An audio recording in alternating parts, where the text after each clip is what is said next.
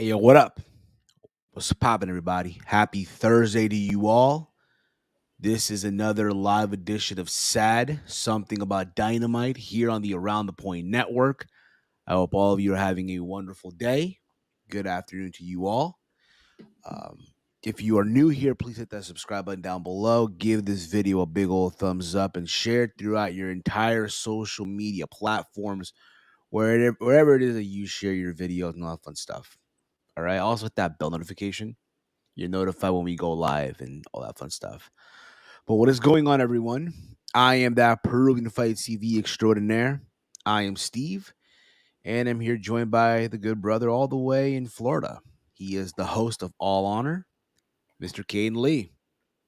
What's going on, Caden? Not much, Steve. How are you? Very well, man. Here we are doing the show, a little later than usual, but with time adjustments and all that stuff, here we are. With this episode of Something About Dynamite. We'll be joined by Big Mike momentarily, and I think also by Chase, just to give you guys the heads up if you're wondering and all that stuff. But yeah, man, Dynamite last night. What a show, right? Yeah, great show. I just Great show. I wasn't home. I wasn't home for the show, so I had to rewatch everything. I got to see the main event and the Outcast promo and everything else I rewatched this morning. So I literally just watched that 6-man that opened the show. Yeah, again, this was their first show in Winnipeg. I know, being that they're in Canada, I know yesterday they did a whole press release announcing to going back to Canada for like a Canadian tour, and also they're getting Double or Nothing. No, they're getting Forbidden Door. My bad, Forbidden Door. You know what I mean? God damn it, Forbidden Door. They're getting the second. They're getting the second Forbidden Door in Canada. Yeah. At the Scotiabank. Nova. Yeah. I was gonna Scotiabank Arena. Yeah, the Scotiabank Center Arena. I didn't. Yeah, I know. I heard you saying Nova Scotia, and I was like, I gotta stop this dude. Yeah, it's the Scotiabank Arena in Toronto, Ontario, Canada. It's their big venue. Last time they ran the Coca-Cola Coliseum, where the Toronto Marlies play. That's the AHL affiliate to the Toronto Maple Leafs. So it was a smaller venue. I think it was 7,000 to 8,000 seat venue. And this time they're moving up. They're gonna go run where the Leafs play, the Toronto Raptors. It's a big arena. I think it's 19,000 seats. It's a really big venue. If you guys remember, SummerSlam 2019 was held there. Main event: Brock Lesnar and Seth Rollins for the Universal Championship. Also, where NXT Takeover Toronto was held. Also, the day before, one of the better NXT takeovers of that year. It was a fantastic pay-per-view weekend for WWE. So it's a good arena. The Toronto crowd was really good when they ran Dynamite and Rampage, because they did 2 sets of tapings for that show. It was a Tuesday Dynamite, and they think they did the Rampage tapings on Wednesday. So I think it was a Tuesday. It might have been a Wednesday and a Thursday. I don't remember it. It was so long ago at this point, and back in October. But Fair yeah, enough. That's fair. it's gonna be a good crowd. I'm hoping I can get out there for that show. I mean, Canada, they're very passionate about wrestling in general. Whether it's the Fed that shows up, whether it's AEW that shows up, they will always, come through and represent and go crazy and stuff. So that should be fun, considering that it's the AEW versus New Japan show. There's no matches announced, obviously, yet, but you can imagine, you're probably fantasy booking, you guys listen to the show or whatever it may be, what matches that you could probably want to see at Forbidden Door 2. I was at the first one in Chicago. That was fun. It was my birthday weekend. But yeah, man, can't wait for that one. Cannot wait. Even though I won't be able to watch it live, I'll be in Cuba. Unfortunately, I'll be in Cuba. But what's going on, everybody in the chat? What's going on, Dolores? What's up, everyone? Hope you're doing well. We got Palu in the chat. What's up, fellas? How you doing? I'm doing good. Hope you are doing very well, man. And of course, we got Chase, the host of Chilling with Chase. Jeff Jerry got screwed. Yeah, man. Tell me about it. Complete a robbery, man. Travesty. Big trap. The Winnipeg screw job. Let's call it that. The Winnipeg screw job. Yeah, if that makes any, if you get what I'm saying. So this show had multiple title matches. You had the rebar mitzvah of MJF, and I thought overall the show was all right, man. I thought the show was pretty good. I watched it with the boys over on True Hill Heat on their watch along. It was myself, Big Mike, and Walter, and of course Romeo and Josh. What's going on, bro? I'm like trying to. I'm testing. If you guys remember, I've been testing out new camera places, and so I'm just trying to like get the right thing Ah, because I thought it looked good, and then we started, and I'm like, oh, I can see my belly a little too much. hey, man, looks well. Like I guess. I mean, who might It is what it is at this point in juncture, right? Um, but guys, let us know in the chat your thoughts on Dynamite as a whole. What did you like about the show? What did you not like? And all that fun stuff. And as we'll be reading your comments, your stuff that you write in the chat momentarily. So the show opened up with the rebar mitzvah of one Maxwell Jacob Friedman. The rebar mitzvah comes out. Um, People are reacting. He's all dressed up in a suit, has the whole getup for a bar mitzvah, you know. And I thought it was funny at first, right? The whole thing, right? Um, he had a whole cake and everything. And what's going on with my camera? You look good. No, for a second, there's like I froze, and then it's like I move slow and shit. I don't know what it is. I don't know what the fuck's going on.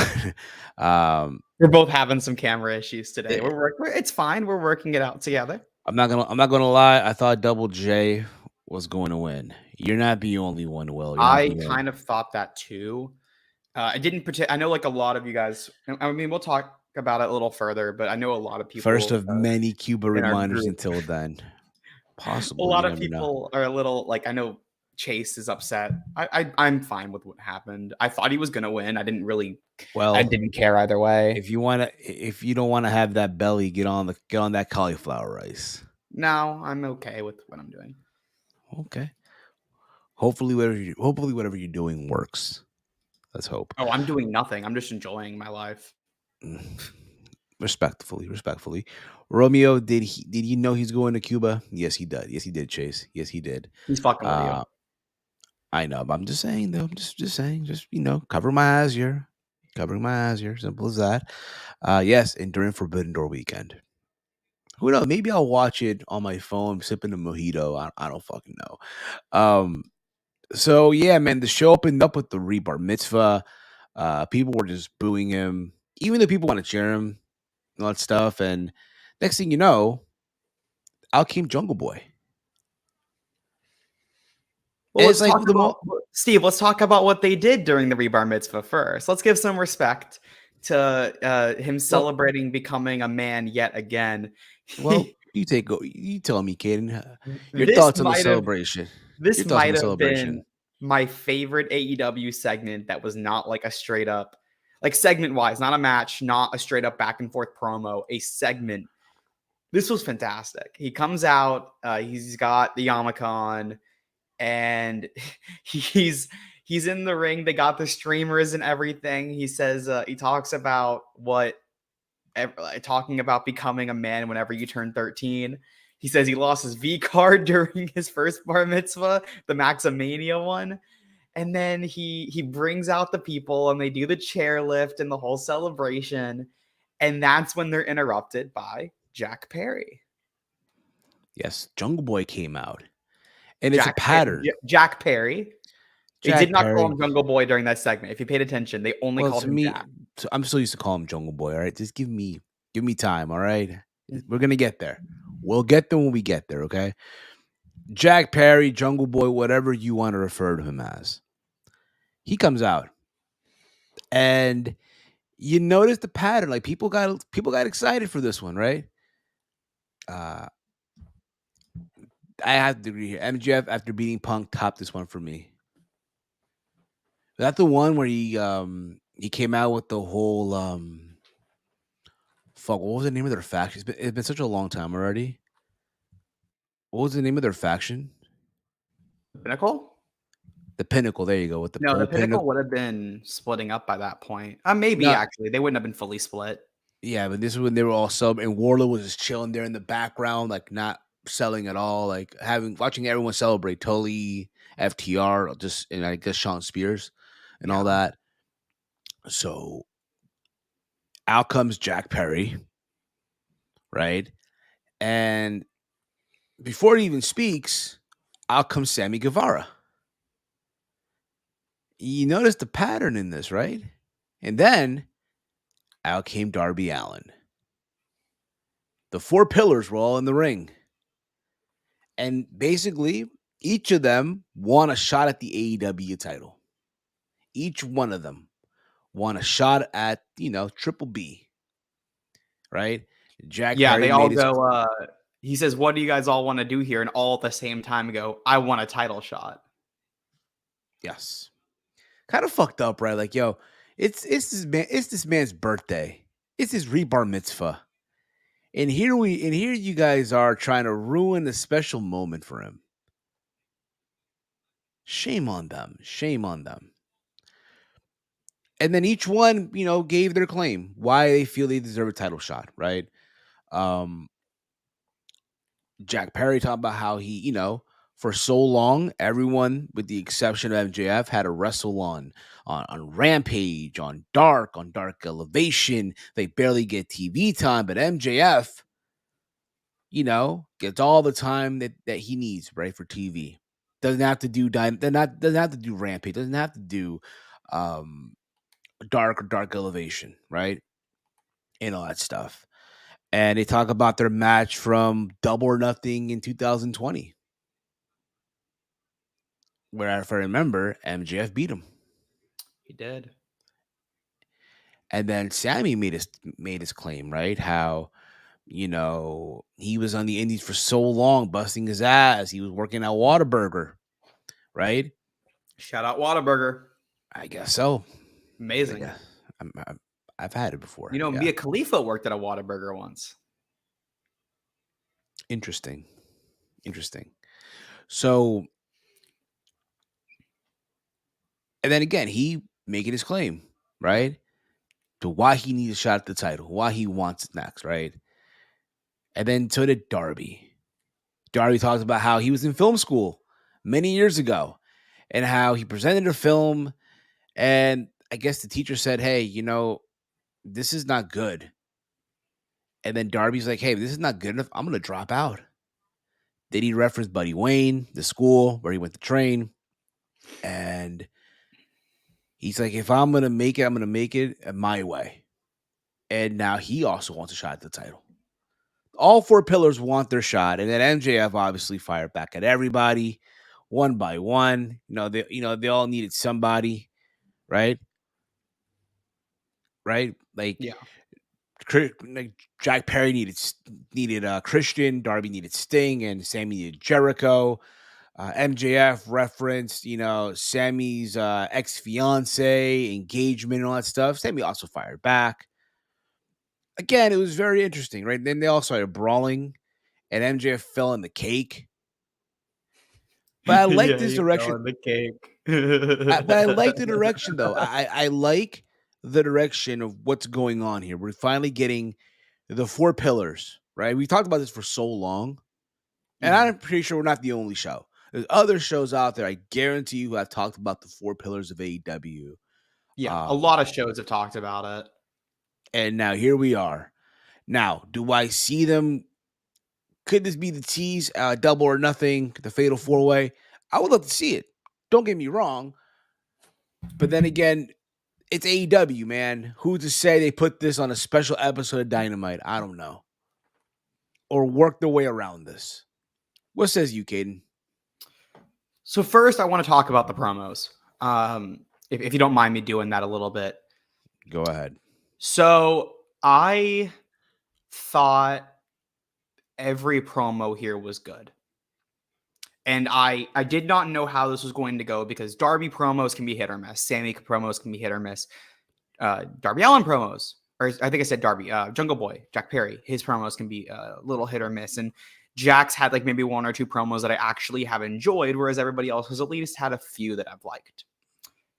I thought everybody did their job perfectly well.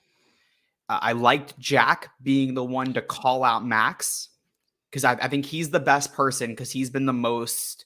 He's the only one who hasn't hasn't held a title. Sammy's held the TNT title twice. Darby's held the TNT title twice. I believe they're both 2-time champions. And we're always in a much bigger, more prominent position on the card. Having Sammy Guevara being in the first ever match on AEW Dynamite, and Darby Allin beating Cody Rhodes at Full Gear 2021, and being paired with Sting. So I thought that he was the right person to call out Max on never being on a rampage, never being on a dark. Well, that's what Jack was doing. Jack was working his ass off on dark and having to work for everything that he ever got, whereas Max was handed everything. Then you have Sammy call out as the guy. He was the one who was coming from the indie run. The other three were prominent on the indies, but didn't have these amazing indie runs. Sammy was the one out of those four who did have that prominent indie run, wrestling guys like a Rey Mysterio, like a Cody Rhodes on the indies. So I think that I guess he's a 3-time champion. Never mind. Yeah, so I thought he was the right person to say, like, I've been working my ass off on the indies. I'm the one who did all of that. And that's why, and basically taking his claim with that. I thought he had a fantastic promo. Then Darby's promo of being the one who was like, I'm the guy who, this is my heart and soul. I would never leave AEW because AEW lets me be who I am. And then having Max be the last one to say, Sammy, you got Jericho. Jungle Boy, you got Christian. Darby, you got Sting. That was Jack Perry. That was Jack Perry. I gave you shit, and I've already called him Jungle Boy 3 times. That was my fucking fault. I'm dumb. Shouldn't have given you shit for that, Steve. But he's saying, then he comes in and says, I've done everything on my own. I haven't needed anybody else. And I'm not a mark for wrestling. I'm good enough to where I can win the title without anything. And then you get the brawl afterwards, and he falls into the cake and all that. I thought that everybody gave a different version that fit with their characters extremely well, because all 4 of these men in AEW have gone on completely different paths. The closest paths are Darby and Sammy, and even then, they're not similar whatsoever either, because just because they won the TNT title multiple times does not make their run similar. So I thought that it was great that they all 4 of them gave a different promo. I thought Max's response was great. I thought everybody held their own on the mic. I know Chase is saying Sammy stunk. I thought Sammy's promo was still fantastic. I thought I said this in the group chat last night in the Radicals. I thought every single promo here was either great or amazing. And especially with what they were accomplishing in this story. Perfect segment. I have 0 complaints about what they did here. And that's rare in wrestling for me to have I'm not saying it's the best segment of all time. I'm saying in this specific thing, what it was supposed to accomplish, 0 complaints. There's some that would say this was probably the best opening segment for an AEW Dynamite in a couple of months or so. I would probably say it's the best since the last set I can remember was the Punk and MJF feuds that would open the show. Their promos that would open. Yeah, probably, like, more than likely. Yeah. But again, we'll see where all this, how they manage to work this out. There's talks of Fatal 4-Way. Can you imagine that? I mean, it's Double or going to be a nothing? Fatal 4-Way. Like, that's not. I mean, they basically Isn't- answered that last night. It's a 4-pillar, just a matter of where they do it. Or they do also maybe at the, because I know Chase said here there's an April show happening, like a April month themed show. There is a Battle of the Belts. Now does MJF work the pre-tape shows now? Come on. No, it's live. The Battle of the Belts are live now. Good. I personally think they're going to do it in Long Island because they're running or on Long Island. They're running UBS Arena in Strong Island 2 weeks. Next week they're in Independence, Missouri. The week after, I think they're in St. Louis, and then after that, or maybe it's like the opposite, where next week they're in St. Louis, and the week after they're in Independence, and then they're running UBS Arena the first week of April. So I think that's where you do it, and you want to hear what this doesn't have to do with the 4 pillars, but what I would do is I have Max win this. Hold up. Go. So here's what I do. And I'm taking this. I don't remember who said this. This might have been SP3 and Scott E Wrestling talking about this on True Elite. I believe it was them. I would have the 4 pillars match because it does not need a long, drawn out build to Double or Nothing. And even though I would like it at Double or Nothing, I don't think they're going to do it. So I would just do the match at UBS Arena. I believe it's I think it's 20 days away, that show. Have that be the main event. Max wins in his hometown or home area. And then afterwards, the lights go out. We hear a voicemail from Tony Khan begging someone to come back, very similar to MJF's voicemail at All Out.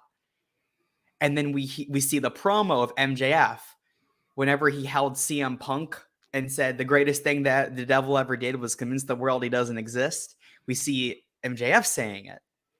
And then Cult of Personality hits. It's the exact reverse of what happened at All Out, where they do a voicemail from Tony. This time it's to Punk. And then they do the promo. Because remember, last time they did the promo, it was Punk's promo from Ring of Honor. This time it's MJF's promo from March 2nd, 2022 at Daly's Place in Jacksonville. You do that, you take that promo, and then you have him return in Max's hometown, and Max returned in Punk's hometown, and you get CM Punk chants in his hometown the exact way how they got the MJF chants in Punk's hometown. Guys, let us know your thoughts in the chat about Caden's little fantasy booking there. I'm not saying that it's not bad or anything at all, but it's interesting. It's very interesting to see if they actually do pull that off. But I think the question is too, are fans going to, and this may come off like a dumb question, I don't know, but there you go. See, Chase writes here, I would like that better than the 4 pillars. I mean, we're getting the 4 pillars match no matter what. I just think it's going to happen on a Dynamite. I think if they wanted it for Double or Nothing, they would have waited until like mid-April or like early May. That's possible too. The question is, are AEW fans? Yes. Are they Are they ready to welcome back CM Punk? I think fans are clamoring for CM Punk. I think since February, when the program started to lack a little bit, you could feel a big old Chicago-sized hole in AEW programming. And while I think that they've gotten on track the last few weeks since Revolution, and even going into Revolution, I thought that show was a lot better. And I thought that this week's was fantastic. I still think that you bring back Punk, let him put over MJF like he was originally supposed to do, because he was supposed to do that either at Grand Slam or at Full Gear. We still don't know. And then, you put him over at Double or Nothing. You do Young Bucks versus FTR Part 3 for the tag belts, and then Punk can lose, and then that's what sets up the Elite versus Punk and Punk and FTR, CMFTR. Because I think the Bucks will lose to that's because I think if you set up Young Bucks and FTR for that show and just have it be like, oh, they're just going to have a third match, that can be used to set up a feud, which AEW has done in the past, where they haven't really done much going into the first match, but then or going into the match that sets up the feud, and then coming out of that match, then they build the story. I could see them doing that. And then that also, because I think because we're talking about the end of the show where Hangman rejoined the Elite base, or they reunited in a sort of way, that also throws Hangman in there. And we can because Hangman also was one of the people that was called out. He called out Hangman, Kenny, and the Bucks. Punk called them out during the scrum. So I think it would fit if you did it like that. But I think if Punk returns, I'd rather him go for MJF first, because that was supposed to be the original story. I'd rather him do that then go straight into CMFTR and the Elite. I think you let him get a little heat on him, and then you do that story. And joining us here now is Big Mike. Look at that collar and all. Look at this. Good, Big Mike. What did you goofballs talk about already? Look at this. Big Mike got the polo shirt on. Look at it. He's ready. No. He ain't trying to waste time. So we talked about the Rebar Mitzvah, and then I said for the 4 pillars match, I said do it on Long Island in 3 weeks, because they're going to have Dynamite there. And then afterwards, you do like basically the same thing that they did when MJF returned in Punk's hometown at the end of All Out. but do it with CM Punk returning in MJF's hometown. Like do the voicemail, play MJF's clip of saying the greatest thing the devil ever did was convince the world he didn't exist. Like the exact reverse. And then you set up Punk versus MJF for Double or Nothing. I mean, I don't know if I would do the exact same thing, but I would have. That's a rough outline. That's a good outline. That's a good outline, but I wouldn't go bit by bit. That's fair. Read some more comments here. Romeo writes quickly, here. I want to. No, this is Double or Nothing. If Punk came back, it's not for the title. It's not for the title. It's for FTR and Punk versus the Elite. I'm reading more comments before you get into that. Read more comments before you get into that. Okay. Romeo, Punk gonna go for both belts that night. He's the best in the world. 2 belts, Punk. Best in the world. Let's fucking go. CM Punk, CM Punk, CM Punk. The issue is that the Elite don't have those belts right now, and I don't see them getting them back anytime soon. I think House of Black are keeping those for a while. So I think the better story first for Punk coming back is to put over Max. That gets Max a huge win at Double or Nothing. Because remember, that was supposed to happen for the belt. MJF was supposed to beat Punk for that belt. You finally get him that win over, and that way because technically they're 1-1, and that gets MJF the 2-1 and actually wins the feud with Punk, and then we can do CMFTR.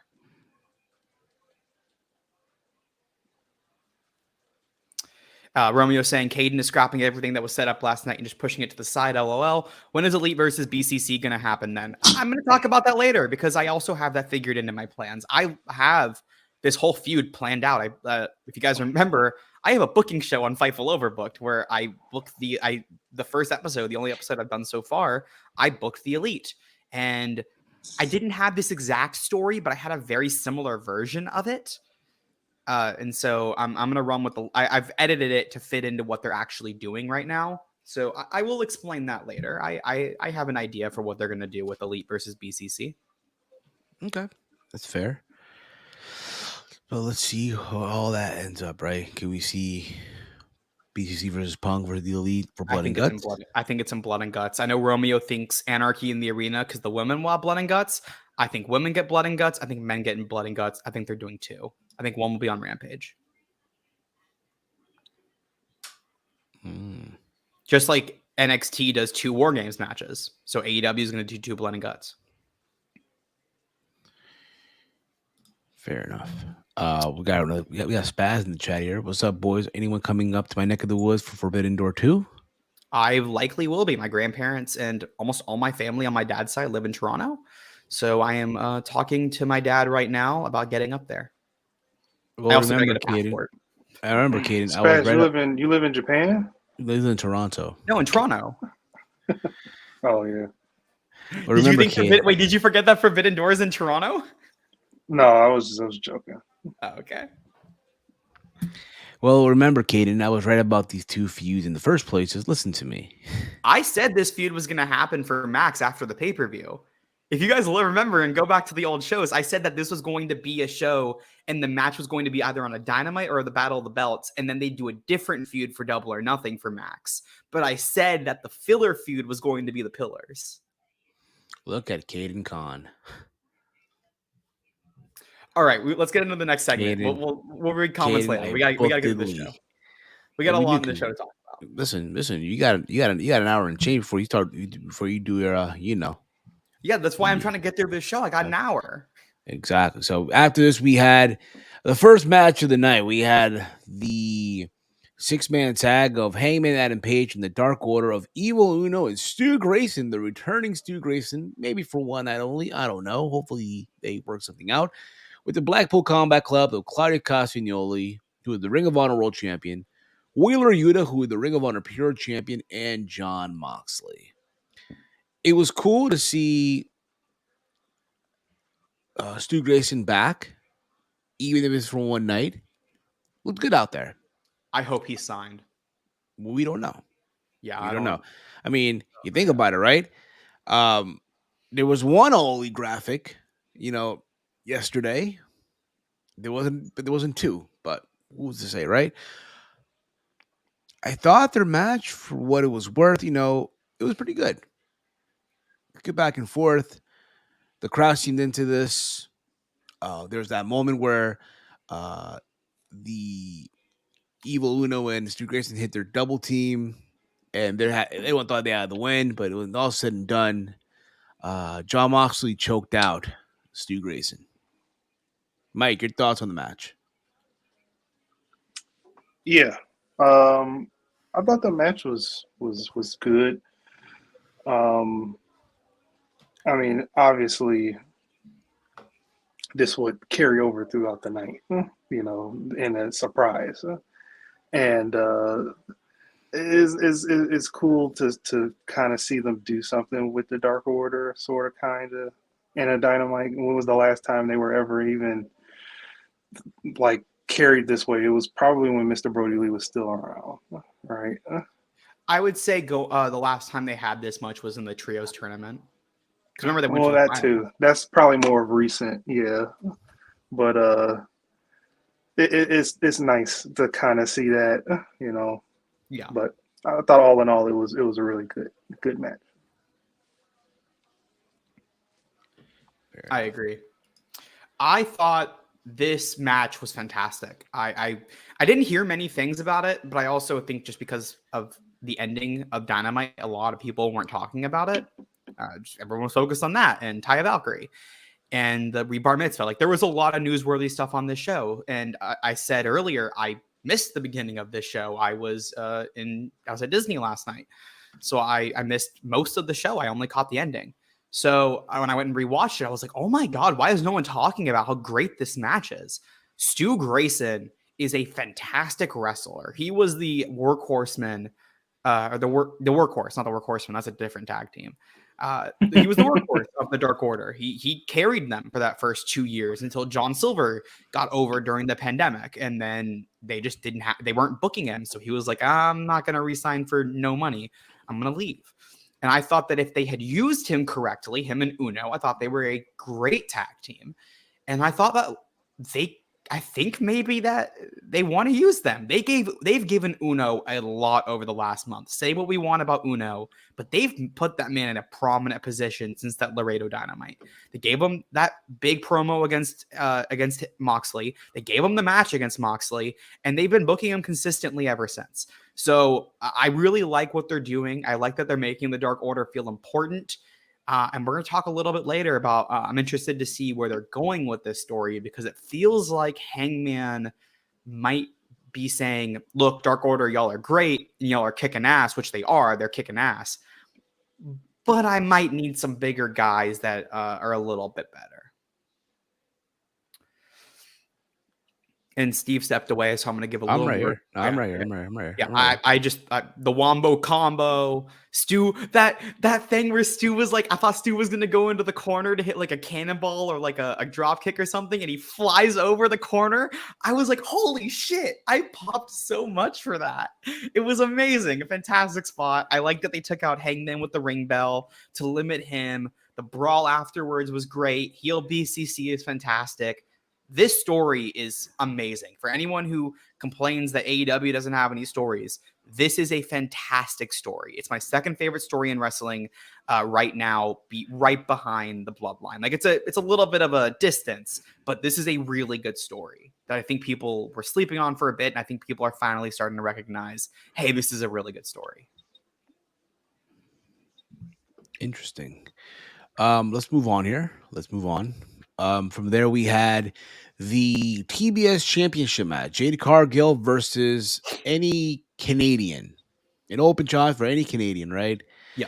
And in the ring, right, you would think, all right, it's an open challenge. Jade would come out to the ring first, and she would, call out whoever's in the back from Canada, right?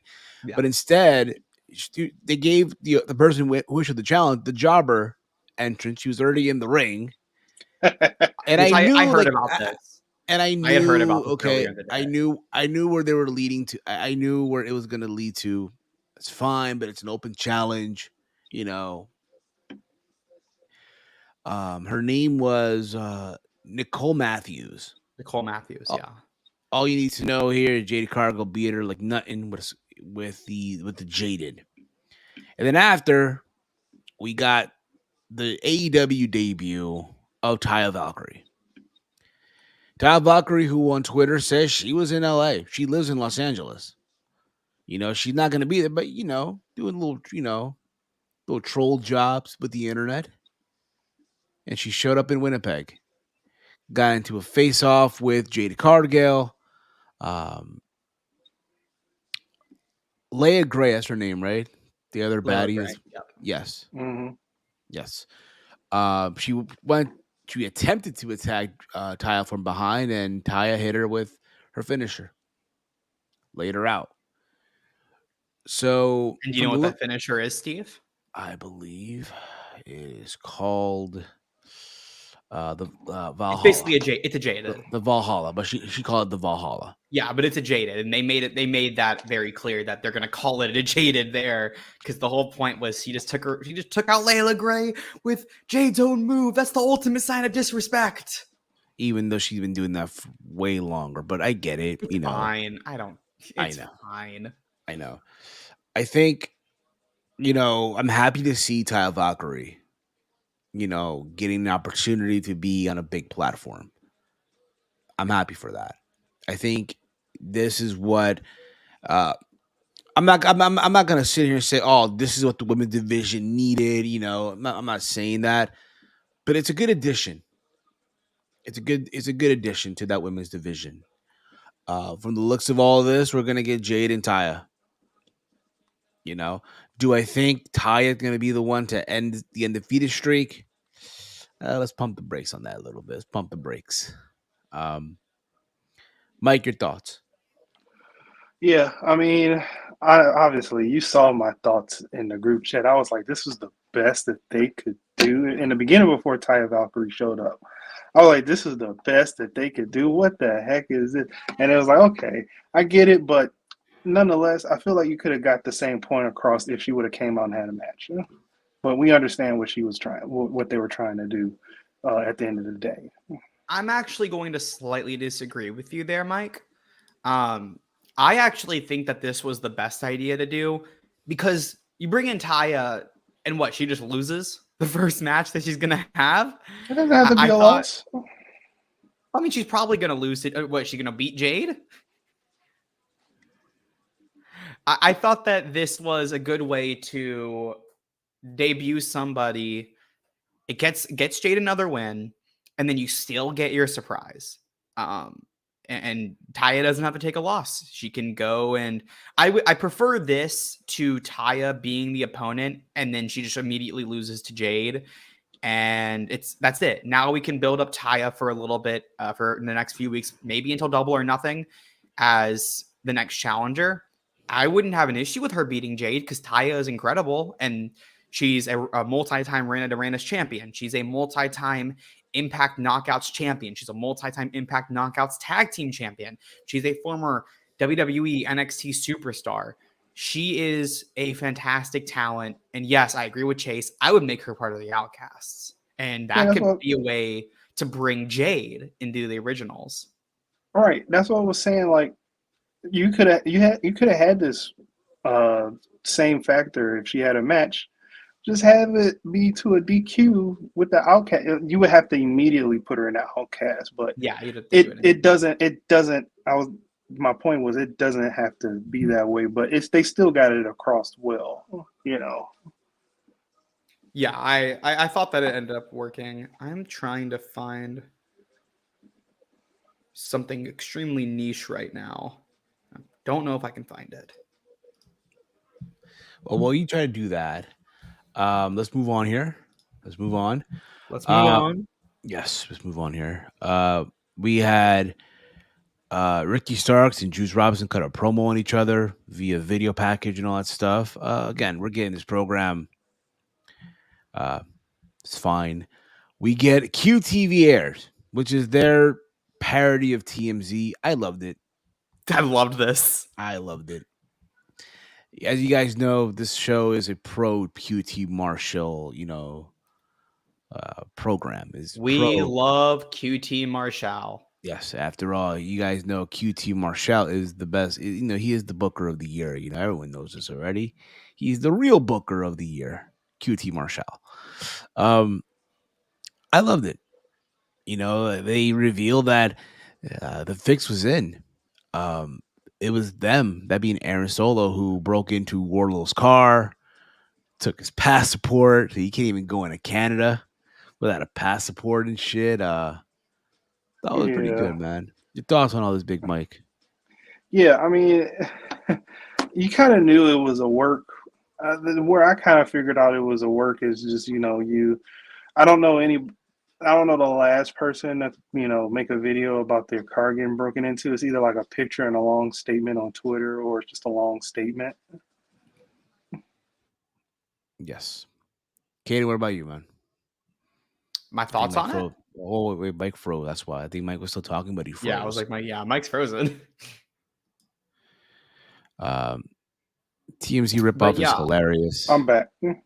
Big Mike, continue as you froze there for a bit. So yeah, where I left off was you knew that it was a work because kind of, sort of, because when somebody says that they got their stuff stolen, it's either a long little journal on Twitter or a picture of the stuff. It's not a whole video. It was kind of like promo-y cut a little bit that you can tell, especially the items that were stolen. So it was, it is what it is with that. But the QT stuff, that was funny. I got a kick out of that when we was on the watch along yesterday. Katie, what about you? I thought it was a funny segment. That's all I gotta say. I liked it. Exactly. So let's move on here. I'm happy for Taya getting another opportunity in mainstream TV. Been rooting for her ever since I saw her work down in Mexico. From there, we got the International Championship match. Pockets versus Jeff Jarrett. I'm sorry. Orange Cassidy versus Jeff Jarrett. I don't know why the fuck you're shitting on this dude now, but okay. No, listen, man. No, it's not for long. It's just not for long. We're disappointed. Just for this week. Just for this week. God dang it. This is the one time I wish Chase could just hop on real quick, just a rant for 5 minutes straight. For real, man. This was had my hopes up, had me hyped for this match. Me too. I can't believe the anticipation that I have for this match because of Chase. I was a little giddy.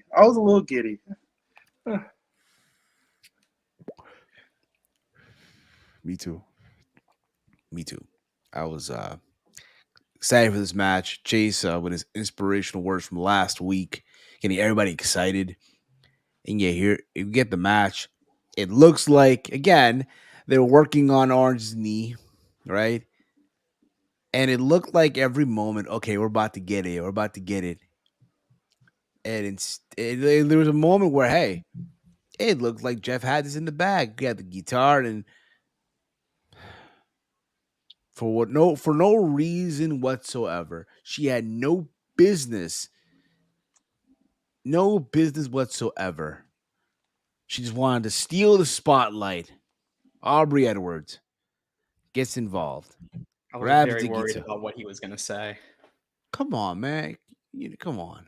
Really? I was a little worried about what you'd say about Aubrey after what Cornette's been on today.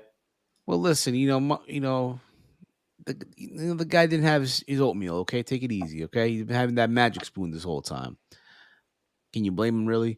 But yes. The point is, though, Jeff Jarrett got robbed. That's right. Jeff Jarrett got screwed in Winnipeg. Instead, Pockets retained his international title. Boo. Boo. Boo. I know. I'm not happy. I'm pissed off. Look at me. Wow. Fuck! The one time that clip was used right, I can't believe it. That's the first time it's been used correctly. I'm proud of you, Steve. So yeah, I am pissed off. it's bullshit, man. It's fucking terrible. Maybe I can play one more clip, man. One more clip I can play. No. Regarding all this, man, just the outcome of all this. That shit is a 2-pack of ass. The fuck are you talking about? That shit stinks. Look who is here. Put this guy on. Put this guy on, please. Chase Thank Oliver. you. This is the guy I wanted to see. Yes. The floor is yours. The floor is yours. The floor is yours, Chase. We're here wearing black today to celebrate the funeral, to mourn the loss. Mourning the loss of JEFFJARRET. Years and years, this man, we would be sitting there saying, "Oh, this is the guy. TNA's going to build up this guy," and yet all we would hear is "Bree-oo, bree-oo, bree-oo." As Jeff Jarrett would whack him with the guitar and win. And just when I had a glimmer of hope in my life, just when I had a glimmer of hope that, we're going to get this back. We're going to get Jeff Jarrett back. Finally, someone is going to teach these AEW wrestlers a lesson. Finally, someone is going to bring backstage politics back in pro wrestling. Nope. Uncle Jeff has gone soft, and I hate you for that, Jeff Jarrett. The last Outlaws no more. And what makes this even worse, he passed the torch to Orange Cassidy. He gave it Orange Cassidy, Jeff Jarrett booking with that Aubrey Edwards shit. What are we doing? Jeff Jarrett, why? Why have you stooped so low? When did you get a heart? When did you become so soft? Jeff Jarrett, you're supposed to be the one. You're supposed to be the old guy that never puts the young guys over. I should be sitting here, Double or Nothing weekend, inside T-Mobile Arena, scared to my mind that you're going to beat Konosuke Takeshita. Now, that's not even a case. I'm not even afraid. I'm sitting there going to be watching you in the Casino Battle Royale as you get eliminated by Evil Uno. The fuck are you doing, dog? Fucking put it over Orange Cassidy like that? For the international title? That's your belt! And you let Orange Cassidy win!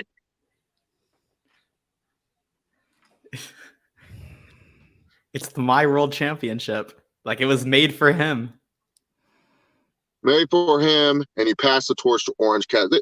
Steve, this should be us Double or Nothing weekend. We're sitting there, we're watching the show, and then we get the graphic, the shitty non-licensed music plays, the da da da da da da da da da da, and we see Takeshita versus Jarrett, and we're sitting there, we're worried. We're worried Jarrett's not going to put over Takeshita. We're sitting there like, oh, fuck, dude, this is where the whole arena is going to go fucking ballistic if Takeshita doesn't win this title over Jeff Jarrett. Holy fucking shit. And then the moment Jarrett has a guitar spot, Takeshita does his little whatever the fuck he does. I don't know. He has way too many comebacks. He needs to just choose one. And then he wins, and we rejoice, and then we say, this is what Jeff Jarrett does. This is why you put the title on Jeff Jarrett, to make a babyface star. And then you know what happens? 2 months later, Jeff Jarrett wins the belt back, and then we're like, what the fuck? What was that all about? That's what we needed. But Jeff Jarrett, he's gone soft. He's playing ball, as the boys would say in the back. And I'm just disappointed, man. This is like your uncle. This is like your uncle. You know, you always thought he was your cool uncle. You always thought that, you know, he was like the cool uncle and stuff like that. He would let you play 2K late at night. He would like let you bend the rules. But then all of a sudden, you know, when he's at mom's house, he's no longer the cool uncle. He's afraid of his sister. So he doesn't freaking like let you play 2K. He doesn't like to do the cool things. He doesn't like, it's like, whoa, Unc. Thought we were cool. What's going on here, Unc? Steve, I don't know. I actually turned off the episode after this. I couldn't even finish watching the recording. I said, I already know what happens. There's going to be a trios match that really, to be honest, does not interest me. It's just good wrestling throughout. So it is what it is. I think I just missed the Outcast promos, and they just pretty much copied everything Colby Covington says, calling people nerds and virgins and neckbeards. So I wasn't really that interested in the rest of this episode. It really killed my hopes. I don't know who's going to beat Orange Cassidy. This guy is John Cena. They're John Cena booking Orange Cassidy, and it's fucking. This was such a John Cena way to win too. Like the hokey dokiness of it too. Like he's literally just like mid-card Cena. This guy's mid-card Cena, and especially remember back in the day, people would complain about Cena. Oh, he doesn't dress like a wrestler. He just wears jean shorts and a t-shirt. That's Orange Cassidy. He doesn't even dress like a wrestler, so he don't even look like a wrestler. Like it's so funny. The thing wrestling fans hate the most, they now love. Oh, well, Chase is different. Orange Cassidy, he works well in the ring. Cena only has 5 moves. What the fuck does Orange Cassidy do? He does his little shtick. Then later on, he has his comeback. He does a kip up. Then he has the orange punch. That's what the fuck, man. He's literally just like John Cena. He's super orange.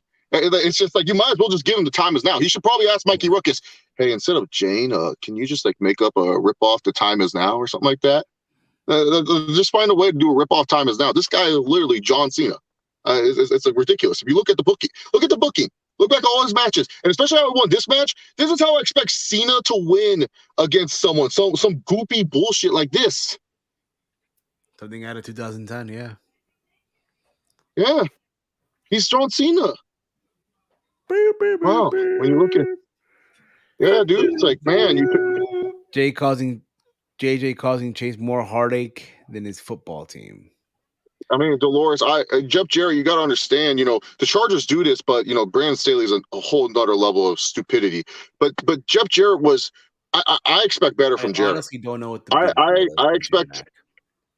Why are you cutting him off? Steve just cut you off to read a comment.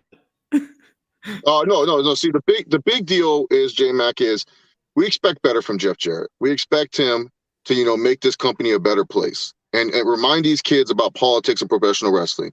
But now he's gone soft. He's now all about, helping people. Kumbaya, my lord. But it's fine, you wrestling fans, you guys keep being hypocrites. Y'all keep praising Orange Cena. Orange Cena, you can go ahead and say, oh, we like this guy, even though years ago Cena was doing this. He's so goofy. He's so terrible. Cena, he don't even dress like a wrestler. Go ahead and keep praising this. Y'all like Bryan Danielson said, y'all fickle at the end of the day. So, do you know where Double J is now that he lost the match? Capital G, double O, double N, double E. Gone. Steve, what could have been? Could you imagine us sitting together at Double or Nothing? Just scared for Takeshi's life. Drunk out of our fucking minds and shit. Just, worried as fuck. Scared for Takeshita that he's going to get buried by Jeff Jarrett because we've seen it. So, I don't know. I'm just disappointed. I would have been there with the rosary. Holy shit! Like, please, Takeshita, please. But no, don't worry. Don't worry. And here's the thing: everyone's gonna say, Chase, don't say that about Orange Cassidy. Nope. Wait until he beats someone y'all like. Imagine him if he did this to Brody Keene. Then you guys are gonna be like, he's super orange. Oh my god, why does TK like this guy so much? I like that. You guys gotta realize he's over pushing Orange Cassidy. He's ruining everything about what this guy represents. Orange Cassidy is supposed to be just a fun wrestler to watch. Now he's just a wrestler. And not even that now, he's a parody wrestler. He's parodying one of the greatest acts of all time without the same type of charisma. He don't even have like that. But just wait. People will say, don't chase, this won't happen. Trust me, it will. The minute he beats someone y'all fucking like, that y'all think should have been champion, y'all gonna see it. And y'all gonna hate it. And then you're gonna turn on him. And he doesn't have the charisma like Cena, where Cena come out into the ring, but you know what, Jack? I had a big battle going on against this person right here, and then later on, I let it down in the ring. What's he gonna do? Come out with the pocket? Like, whatever. Oh, it is what it is. Chase, I didn't realize all this going in. Then it finally hit me. You just brought up hella valid points, man. Seriously, you really, really did. What I'm just sitting here and I'm just trying to say, I'm just trying to look. I like Orange Cassidy. People think, oh, Chase, you just hate Orange Cassidy. No. I hate the idea that you need to be friends in pro wrestling. And so I was hoping Jeff Jarrett could come in and destroy that, and then we could be like, guys, you still have to look. I'm just saying.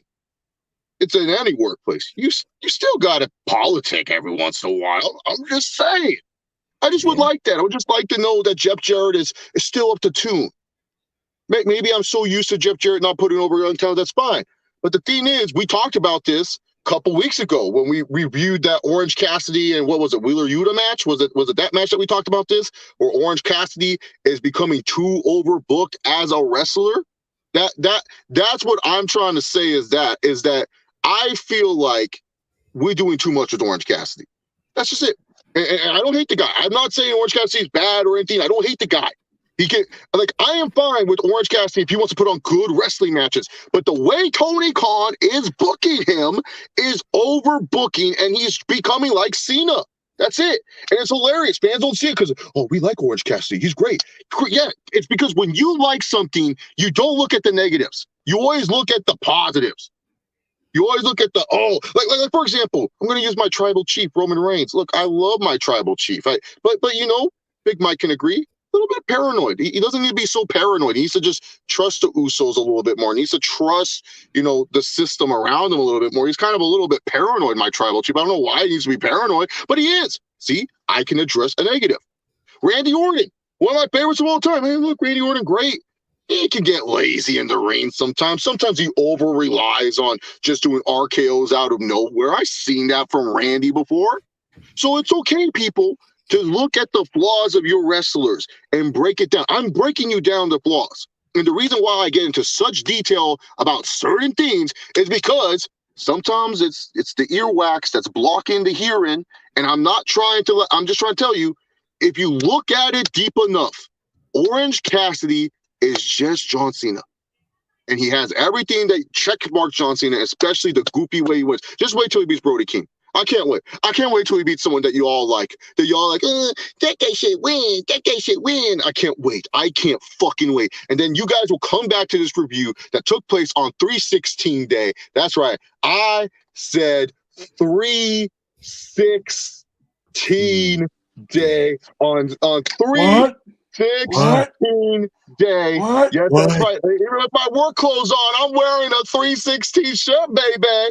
But you know what I'm saying. I can't wait. I can't wait till you come back to this review when he beats someone you like. Some independent guy you guys been hyping up. Some Brody. I keep using Brody King because he seems like the type of guy. Brody King is like the perfect. Oh, this Cena would have beat this guy, dog. Could you just imagine in 2010 Cena just beating Brody King at like Extreme Rules? Oh, come on. But yeah, no, it's okay, Steve. I don't want to waste your guys' time anymore. I know Caden got Ring of Honor in an hour. It's going to be a stacked show. They have Cesaro taking on, not Cesaro, Claudio taking on Willie Mack. They have Wheeler Yuta taking on Clark Connors for the TV title. They have a bunch of good stuff. So our pure title, one of the titles. There's too many titles. I think Joe may have both titles. Who knows? QTV for life. Jeff Jarrett, you let me down. And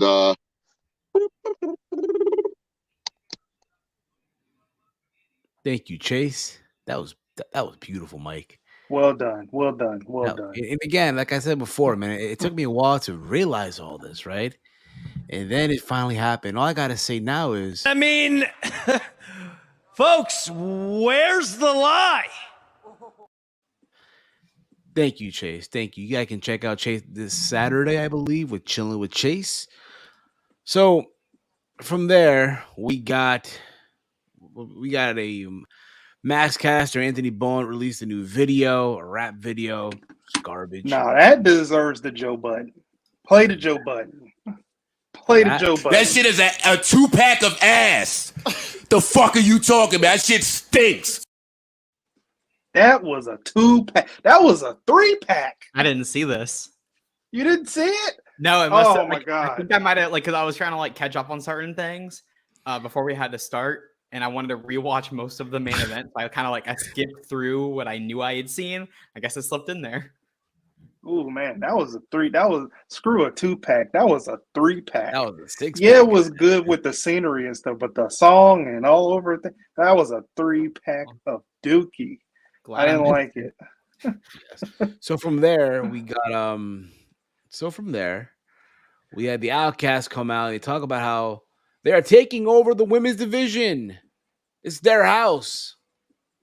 Britt Baker came out with Jamie Hayter to attack the Outcasts. Rhea. Storm and Soul start winning the fight, but then out of nowhere, Riho, along with Sky Blue and Willow Nightingale, they all made the save. Dude, it was a lot of cake in that ring, wasn't it? I thought Soraya's part, she kind of lost the plot for a minute, and she just like went off and she called everybody a bunch of twats, which I don't know if you can say that on American television. I'm not really sure. Now, to my understanding, Yeah, I was wondering fined. that too. I was like, you could say that? She got fined. Did she? She got by fined. AEW or by like actually fined? So according to AEW, she got they're saying that she got fined. I think Eva Okay, Saray well, tweeted out. Eva Saray tweeted it out. People have tweeted fuck multiple. Or wait, let me see. Oh, I'm blocked. Forgot that I'm blocked. You know why. You know why you blocked. Fuck Ronnie Radke. Okay, like damn. I'm looking. see. Wait, they were not happy. I loved it. Worth the fine. I indeed got fined for saying twat on live TV. Yeah, so she got because you're not allowed to curse. You can't say shit like that. Like, oh my god. Oh, Yeah. They need to rein in people sometimes. I think they've been doing much better about it lately, but I mean, this is just Saraya being Saraya, and I still think she's kind of ass. And then we she's ass already. Ruby, I thought behave. Ruby's promo though I thought Ruby and Tony did a really good job. Tony is significantly better as a heel. And I do want to point out real quick, had I said that, he went, Steven, come on. Where's that energy? I don't care enough. I'm tired. Yeah, you got to worry about your show in about 45 minutes. Yeah, I know. I'm trying to like conserve my energy. I thought that Ruby's part of the promo was really good. I thought Tony's part of the promo was really good. Soraya's was fine. And this now we have 3 outcasts. I thought their music was good and their entrance was good too. I want to point that out, that the entrance was pretty good. And yeah, so it was Riho, Willow Nightingale, and Sky Blue coming to make the save after Jamie Hayter and Dr. Britt Baker DMD came out on the Canadian tuxedos to take out the outcasts. And we have 5 on the original side. I think Sky Blue is not the 5th. I think they're going to add somebody else, either Chris Statlander or potentially Jade Cargill. I think those could be the other people. And then I think the outcasts are still going to add 2 more. My guesses would be if they wanted to do Jade and combine stories like Jade and Taya, I'd put Taya on the outcasts and put Jade on the originals. And that rounds out your 5. And then you add in for the outcasts, I add in returning Thunder Rosa. I know, like, I think Chase brought up a few months ago that he wanted Rosa to be part of the originals. She's not an AEW original. She came from the NWA. She was treated like an outsider, like an outcast, even with the roster. Like, you can lean into the real life story that the roster didn't like her for a while. They treated her like an outcast. So I think that she's perfect to fit as one of those last 2 people to fill out the that faction. Big Mike jump into a ice pool at this point. Dolores. I can't help it that it's beautiful women on the television. I can't help it.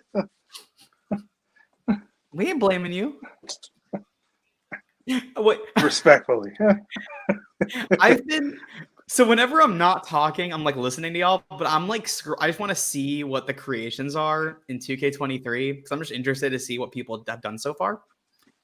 For some reason, Cora Jade is just labeled as either custom or heel gear. And then Aaliyah is alt attire, whereas everybody else actually has a name.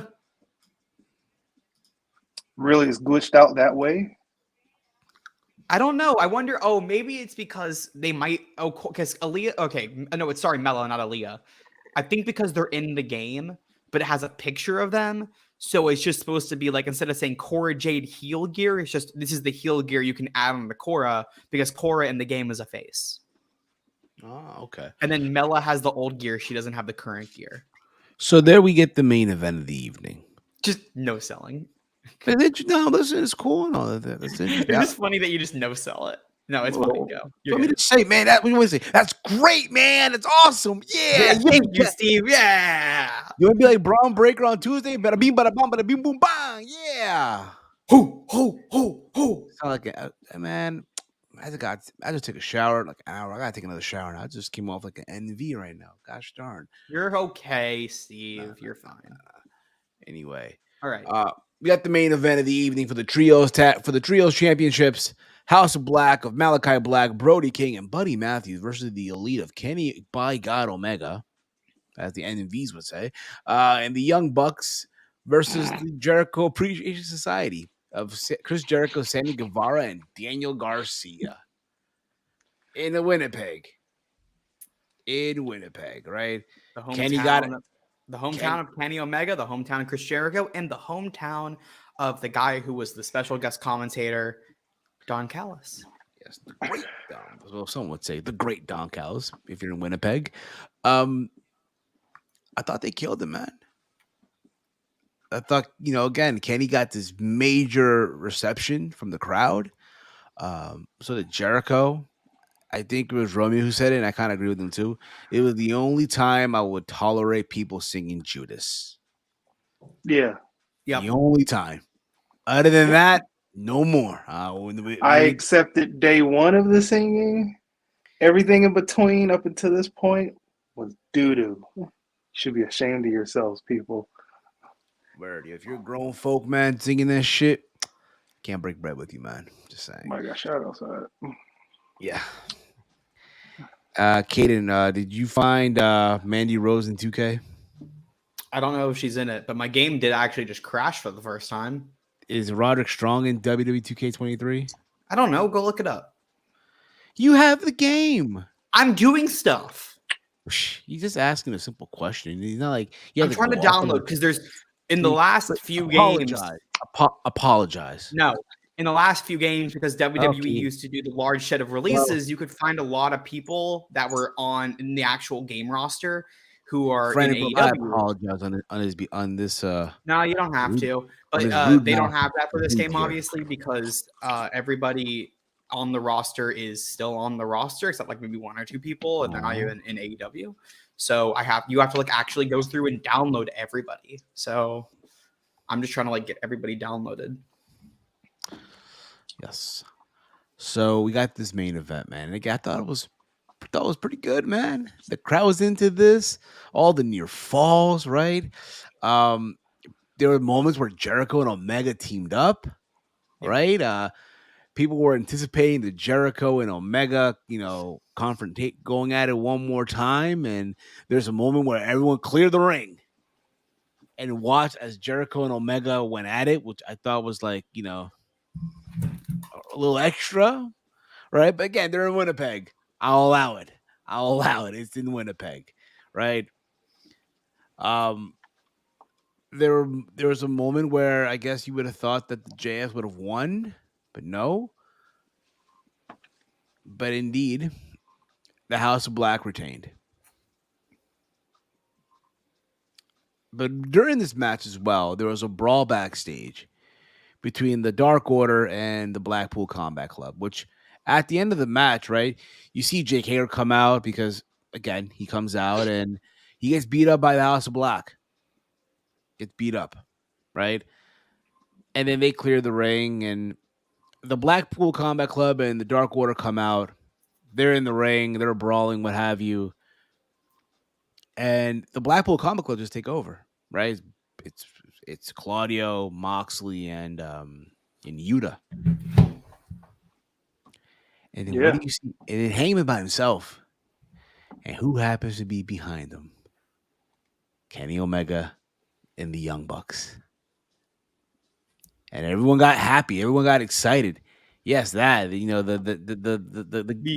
elite, the chant of the NVs. You know what I mean? It's their spirit. It's the ritual. You know what I mean? It's the ritual. Super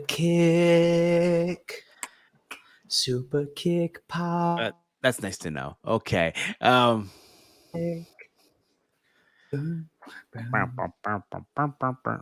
all. Bow, bow, bow, bow, bow, bow. What? Okay, Big Mike. Let me guess. You gotta start air guitaring now. All of a sudden, like no, they don't do that. If you watched the All In weekend, right? They did a concert for Papa Buck. You see Cody and Frankie playing the guitar. Well, I think it was Frankie playing the guitar. So playing the guitar. the The guitar, right?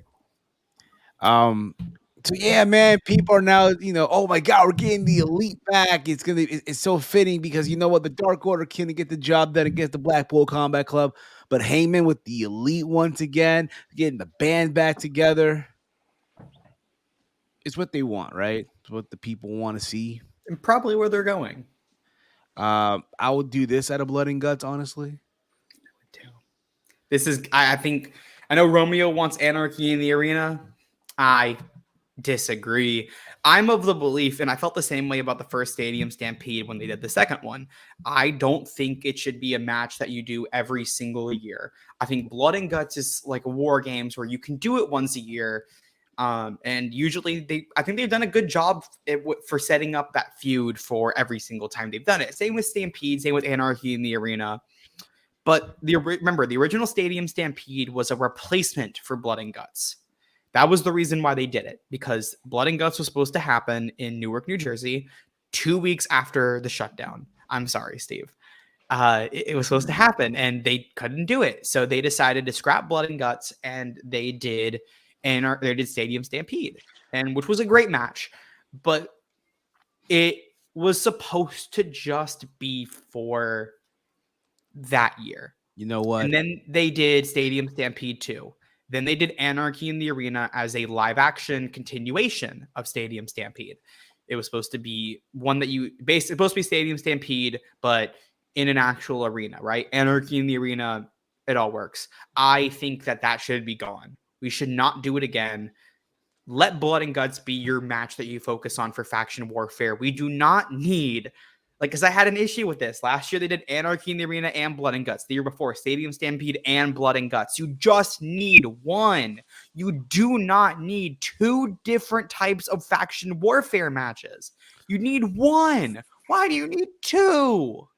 My question is, do you do Blood and Guts at Double or Nothing? No, I actually have where you would put it. Here we go. I'm gonna of course, he would say no. My only moment where I could see a Blood and Guts potentially, he says no. First off, it's going to take up an hour of your show. You're going to have to do double ring. I don't think they're going to do it. I don't think so. They've the structure basically said that they're not going to do it. First off, the week before the running where I think they're going to run for this show, they're running in Detroit. And I think that also, it's a little parallel. I think that they're not going to do Blood and Guts in Detroit, but I think that they scheduled this so that way they can say, the week before Blood and Guts, they can cut a promo where they say, because I think it's going to be Blackpool Combat Club, and they say last year we were in this city when we won Blood and Guts, and we're not, and they can do the parallels. I think that's why they booked Detroit the week before, where I think they're doing it, my hometown of Austin, Texas. And it's not because I'm trying to be biased towards my city. I legitimately think they're doing it here because they're booking the venue for Austin that they booked is 3 times, maybe it's at least double the size. I think it's 3 times the size of the venue that they usually book. And it's in downtown Austin. It's a brand new venue. And I don't know why they would book this venue if they didn't have a specific reason, because it's too big. It's a huge venue, and they were not selling out the other venue. They sold it out once, but they weren't selling it out after that show. Right after, I'll talk about that. They're gonna what the fuck are you talking about? They just did a pay-per-view on the East Coast. What do you mean?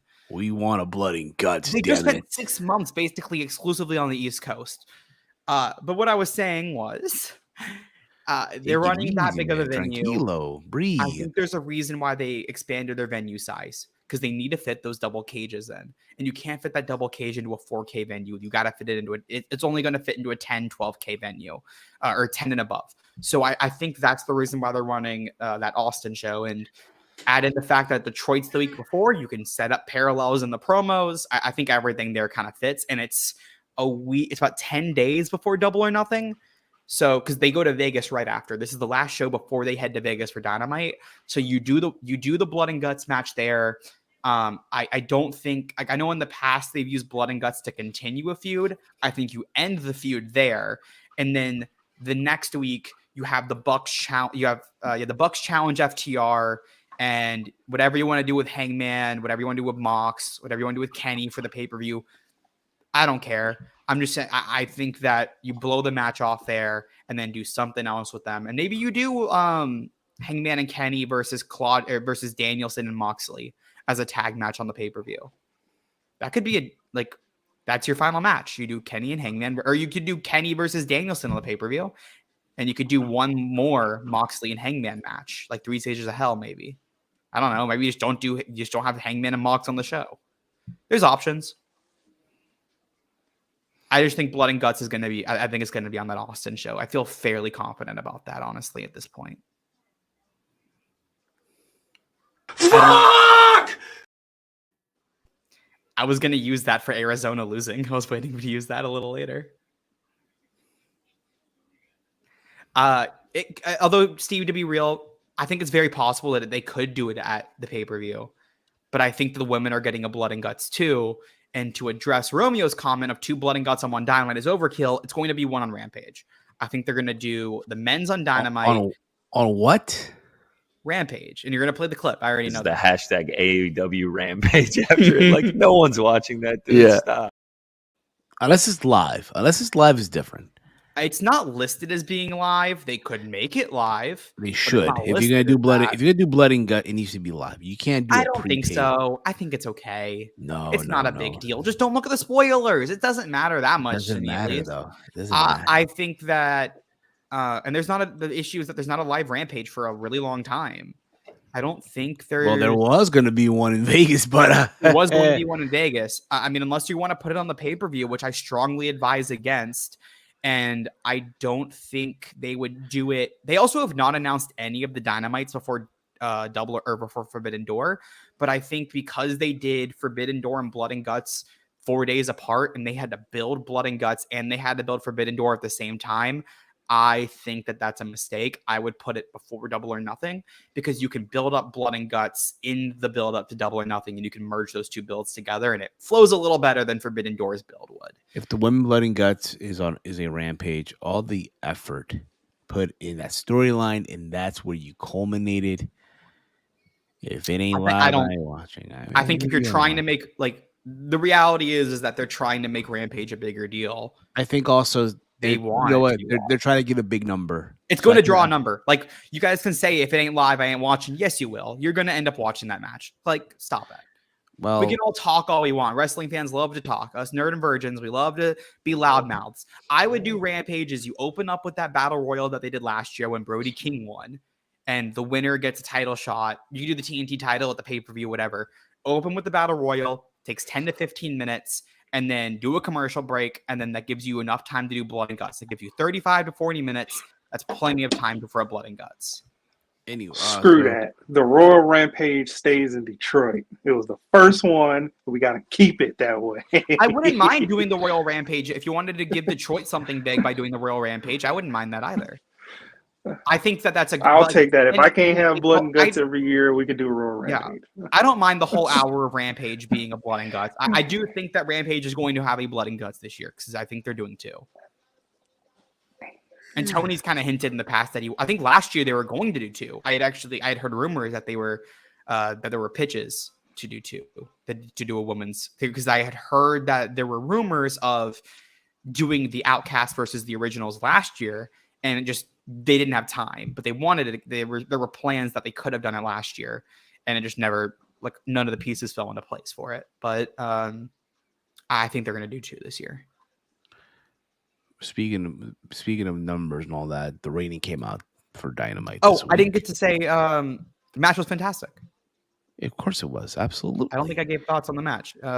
There was some iffy tags. Like Daniel Garcia was not the legal man when he got pinned. But because I think when Jericho fell out of the ring in that final spot, after he got hit with the black mass, I think he was supposed to, Daniel was supposed to tag in, but he missed his spot. But there were a few times in the match with Garcia and Sammy missing some tags. I don't care enough. I've accepted that we're not going to get normal tags in a trios match in AEW. I don't give a fuck. I've accepted it at this point. The women are not going to be able to follow the men. You put them in a really tough spot. Open Dynamite with blood and guts. Open Dynamite with blood and guts, or you just do the men's on. If you wanted to do the women on the main show, do the men's on Rampage. Because then you know the men are gonna pull a number if they do the men's match on Rampage. Like that's a guarantee. Could very well be, Caden. Could very How well would y'all be. feel about that? Like, would y'all have an issue if they put the men's blood and guts on a Rampage? I do. If it's taped, it'll keep people staying. It'll keep people staying. It's good. I think business wise, it's a good idea. I mean, like for me, I don't care if it's taped or not because I can avoid the spoilers. I don't give a fuck. I don't care enough. That's fair. But back to the rating though, because the rating did come out. 852,000 people tuned into Dynamite. Yes, I might have the quarters. Let me see if I have the quarters. I do have the quarters. I did get these. So yeah. So it began at 1 million, 1,053,000. It dropped to 957. That was during the Rebar Mitzvah. Towards God, I can't see shit. MJF, Allen, Perry Guevara live angle, Jericho video, Blackpool Combat Club entrance, through picture-in-picture, Dark Order and Adam Page versus Blackpool Combat Club. Okay, so that second quarter dropped to a 957, so about $100,000 or 100,000 viewer drop. Another 100,000 viewer drop during the next segment. So that BCC Dark Order match got a 200K drop. But that doesn't specifically mean that because there were also because that third quarter did have an ad break, a hard ad break, not a P&P. So that could be affected by it as well. The opening of the show was as a promo. Some people don't like to listen to a long promo. They'd rather have a match to keep their attention. So that can also be an issue. And then it stayed a little steady. It went to 835, 830, a little bit of a raise for Orange and Jeff Jarrett, but basically not really anything. In the demo, it did raise. In the overall, it didn't. It went up by 2,000. And then another drop for the Outcast promo. And then it stayed about the same. Then it raised up again for the main event. So basically just like a really steep drop off at the beginning. I'm not exactly sure if it's just that people, like if it's the MJF thing, if it was BCC and Dark Order, which I very much doubt because Jon Moxley and Hangman Adam Page are not people you turn off the TV when they come on. I know that they did number 11 in the ratings last night overall on cable originals. I don't know what I'm trying to see. They were outranked by NBA, Vanderpump Rules on Bravo, World Baseball Classic on FS1, and college basketball tournament games on True TV. So I think it was just a mixture that there were NBA games, the World Baseball Classic, and there were NCAA games. So I think just the reason why there was such a steep drop off is that the games, people might have just turned into the games a little later. I don't know what time the games were at either. So it might have just been that the game started like at 8:20, 8:30, and people tuned in later, or in the baseball game, people turned in the last few innings rather than towards the whole game. I don't know what time the games were, but yeah, not a great number. Yeah, not a good number at all. But still a good number for pulling number 11, though. I will say that. That means a lot of people were watching TV last night. Okay, I guess so. Number 11. Well, this is going to wrap up this episode of S.A.D. We thank you all for tuning in. But before we do, Big Mike, Caden, I'm asking you guys one by one. What grade would you give this show? What letter grade? I give it a B. I give it a B plus. Okay, Caden, what about you? I gave it an A. I thought the show was top to bottom really good. I have, from what I saw, because I know I missed one segment, but from what I saw, zero issues. Hey, I'm not surprised, motherfuckers. Hey, I've been really critical of Dynamites lately. And you know I have. I'm not surprised. Anyway, guys, want to thank you all for tuning in tonight, this afternoon, but we're not done here.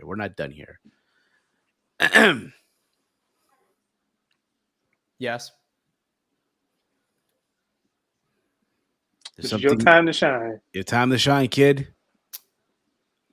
in 10 minutes, maybe 15, because I am very tired and I need a little bit of a break, I am going to be going live right here on this channel to do a watch along of Ring of Honor, their live show. Clark Connors and Wheeler Yuta, Hyon and Athena in a Proving Grounds match, Claudio Castagnoli and Willie Mack in another Proving Grounds match, Mike Bennett taking on Dante Martin, Matt Seidel and Christopher Daniels will be teaming up to take on the Outsiders. Maybe I forgot what their name is. But yeah, there's some good matches on this show. So please join us over there. I don't even know who's going to be joining me as a guest. We'll figure that out. But all honor. 10 minutes, 10, 15 minutes. And also tomorrow around the point live at 9 p.m. I'm so happy we're doing an earlier time now. 9 p.m. tomorrow. So there's that as well. And then I think Saturday afternoon, Saturday morning, chilling with Chase here on the channel. So there's that. All you need to expect here. But again, don't miss out. Hit the subscribe button down below. Get the big old thumbs up. Hit the bell notification. We got some things in the works. We're gonna let you all know real soon. Really, really soon. All right. But you guys can follow me on Twitter at HeelSteven. Big Mike, let them know where can they check you out. Yeah, you can follow me on Twitter, DetroitGamer313. Also here every single day. And of course, Mr. Kane Lee. You guys can find me obviously on All Honor in 15 minutes right here on this channel. I think we're doing a Mando thing tonight, Mike. And he froze, so I'll ask him when he comes back. On Twitter, at Caden, KADEN_FTW. I'm going to start Twitch streaming soon. I got 2K23, so I can do that. I also have Hogwarts Legacy, and I'm probably going to replay Spider-Man, NHL a little bit. So pay attention to my Twitch. I will plug that whenever I actually do decide to stream. But just, I guess, like, be prepared for that. Also, Mike, you froze when I asked. We're doing Mando tonight, right? I think so, but I don't know if I might be on any of the watch alongs. Okay. Well, we might be doing a Mando watch along this week over on the For Romeo Anthony channel. We should have an episode from last week's episode that will be up over there. I think it's up already. So I think it's up already. Yes, this is all you can expect, guys. But this has been sad. And of course, I want to thank Chase for coming in as well, tuning in. You guys can follow him on Twitter at ChaseOliver68. But this has been sad. Something About Dynamite here on the Around the Point Network. For myself, for Big Mike, for Caden, for Chase, and for the entire gang. We'll see you guys in about 10 minutes or so. Yep. For All Honor here on the Around the Point Network. See you guys soon. Peace out, everybody. Thank you. Fuck you. Bye.